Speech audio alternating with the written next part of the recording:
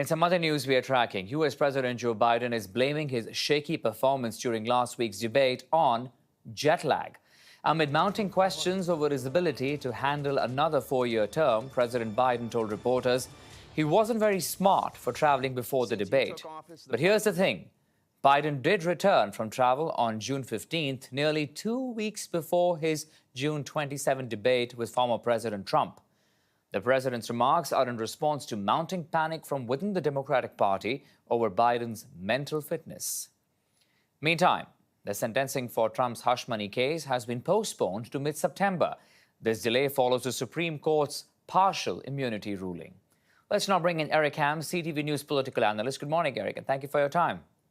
You bet. Good to be with you. Let's talk about what we are hearing from the president's camp, saying that the shaky performance was actually because he was jet lagged. Really, is that the best that they could do, looking at the fact the president returned almost 10 days prior to the debate?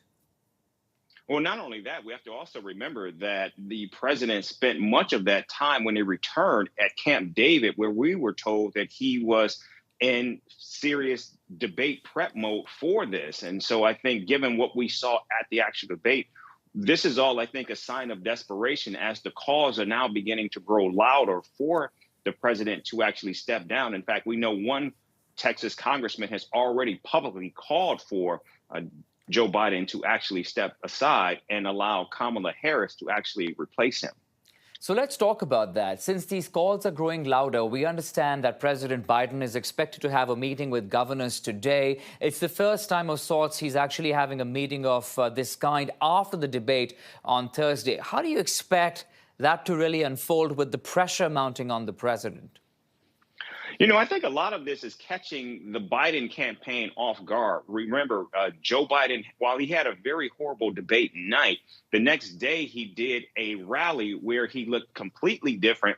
And then with the recent Supreme Court decision, I think the campaign was thinking that this would no longer be on the table. But what we're continuing to see now are the calls are growing louder. You've got one Texas congressman who is saying that the president needs to step down. You have another congressman from Maine who is saying that Donald Trump is actually going to win the election. And so now as these leaks and drafts begin to grow, what we're seeing now is the president is in damage mode, and this is going to only continue. The question is, how long will this last?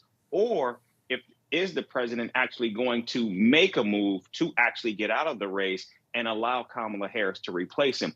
We don't know the answer to this. We know just a few days ago, the president was saying that he is in this race until the end. But again, as the calls grow, will the pressure actually begin to weigh on him to actually step aside?